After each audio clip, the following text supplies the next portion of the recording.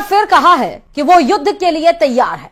पाकिस्तान के गृह मंत्री ने कहा कि सिंधु जल समझौता रद्द होने का मतलब युद्ध है और पाकिस्तान इससे पीछे नहीं हटेगा।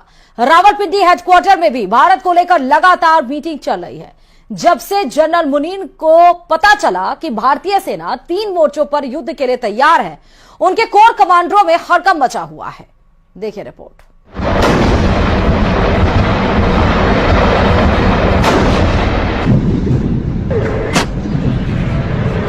भारत के दुश्मनों को 3 तरफ से घेरा जा रहा है।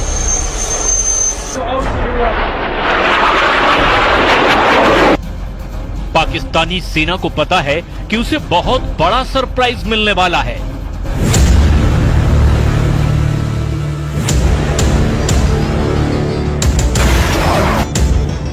क्योंकि पहलगाम में पाकिस्तान के आतंकियों ने जो किया उसकी माफी नहीं, सजा मिलेगी और वो भी सजाए मौत मिलेगी।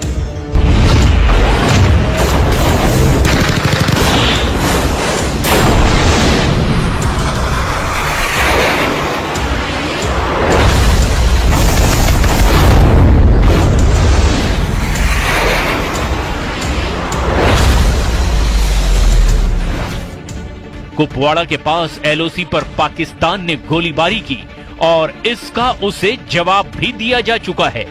रिपोर्ट है कि अगर पाकिस्तान ने 600 गोलियां चलाई तो भारत ने इसके जवाब में 1300 राउंड फायर कर दिए। यानी पाकिस्तान को एलओसी पर जवाब मिलना शुरू हो गया है। पाकिस्तान के हर अटैक के बदले डबल काउंटर अटैक हो रहा है।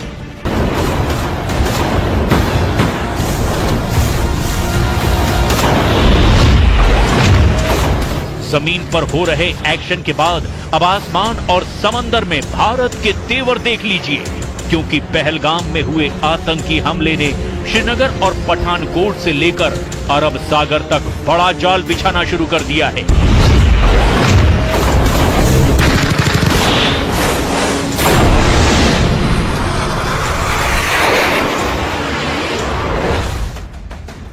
एलओसी से लेकर भारत और पाकिस्तान के बॉर्डर और साथ में अरब सागर तक हाई अलर्ट है।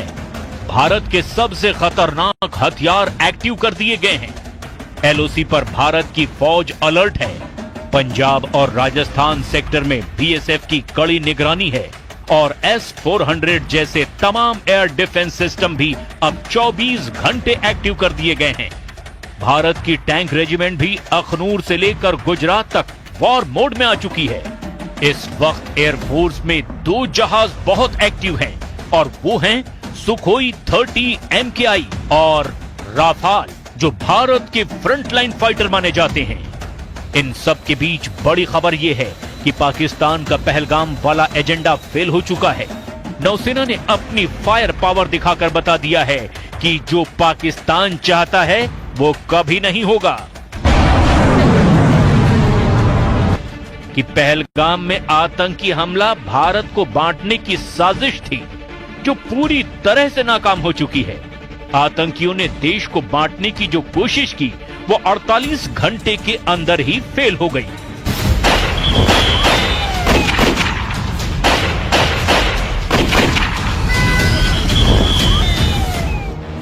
पहलगाम में धर्म पूछकर हत्या करना साफ साफ भारत को सांप्रदायिक रूप से बांटने की कोशिश है और आतंकियों के जरिए पाकिस्तान की रची गई इस साजिश को सीधे सीधे भारतीय नौसेना ने मुंहतोड़ जवाब दिया है।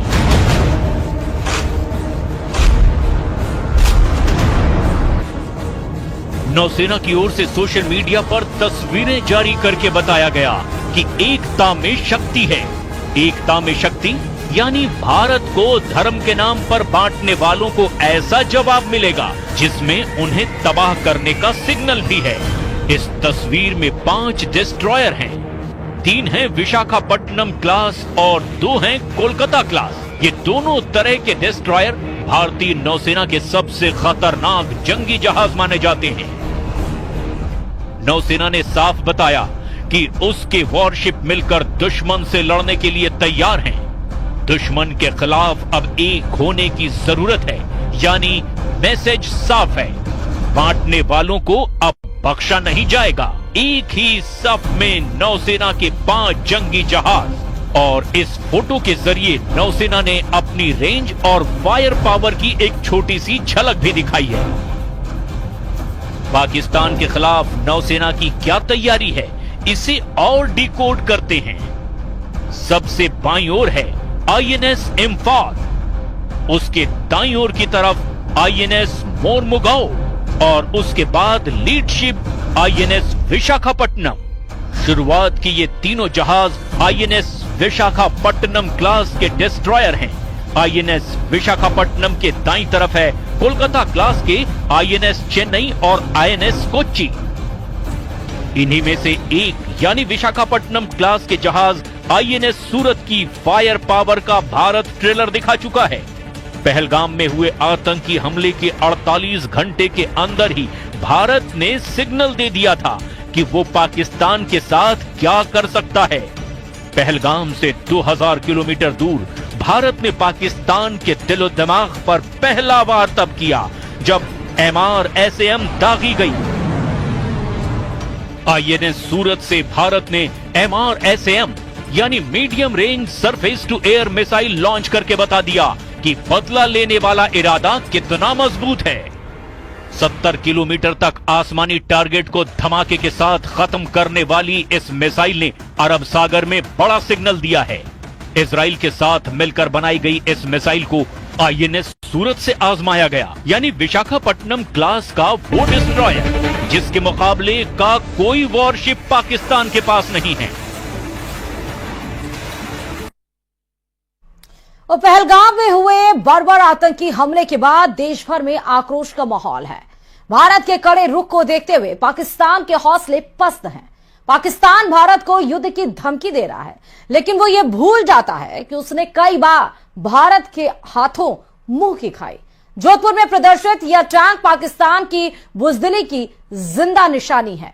बनार रोड की तरफ जाने वाली सड़क पर रखा गया है T-59 टैंक पाकिस्तान की बुजदिली और भारत की सेना की शौर्य का जीता जागता सबूत है। पाकिस्तान युद्ध अगर करता है या युद्ध की बात करता है तो हमें इतिहास के झरोकों में झांकने की जरूरत है कि पाकिस्तान की वीरता कैसी रही है और भारत के साथ पाकिस्तान के युद्ध रहे हैं, उनमें क्या परिणाम रहे हैं। हर युद्ध पाकिस्तान हारा है। आप मेरे पीछे देख सकते हैं, ये एक पाकिस्तानी टैंक है जो 1971 युद्ध के दौरान बुजदिल पाकिस्तान लड़ने आया था भारत से, लेकिन अपने हथियार ही छोड़कर चला गया। और वो हथियार छोड़ के जब भागा तो इन हथियारों को अलग अलग शहरों में प्रदर्शित किया गया। ये पैटर्न टैंक है। तत्कालीन समय में सबसे अत्याधुनिक टैंक जो कहे जाते थे, ये टैंक लेकर पाकिस्तान 1971 के युद्ध में जो मैदान में उतरा था, युद्ध के मैदान में। दरअसल इन टैंक को जोधपुर में लाने का श्रेय सलोड़ी निवासी जोराराम बिश्नोई को जाता है, जिन्होंने 1971 में पाकिस्तान सेना के 10 T-59 टैंक को अपने ट्रैक्टर की मदद से 13 दिन के अंदर युद्ध क्षेत्र से जोधपुर तक पहुंचाया था। युद्ध के बाद इन टैंकों को अलग अलग उद्देश्यों के लिए इस्तेमाल किया गया, जबकि कुछ को सैन्य संग्रहालयों में प्रदर्शित किया गया ताकि लोग युद्ध की स्मृति और भारतीय सैनिकों की बहादुरी को याद रख सके, जो 1971 के युद्ध में पाकिस्तान से जीते गए थे। ये टैंक उस युद्ध में भारतीय सेना की विजय का प्रतीक है। हाँ, बस 1971 में ये छोड़ के चले गए थे। वो कुछ नहीं, गिद्दर बम के है, उससे कुछ नहीं होने वाला है। इंडियन एयरफोर्स बहुत पावरफुल है अभी के टाइम में, विश्व गुरु है भारत, तो वैसे कुछ नहीं है, गिद्दर बम के है। साल 1971 में पाकिस्तान के पास सबसे उन्नत तकनीक के पैटर्न टैंक थे, जिसके दम पर वो। और चलिए इसी के साथ ही इस रिपोर्ट में फिलहाल अभी इतना ही। बाकी अन्य खबरों के लिए देखते रहिए News 18 राजस्थान।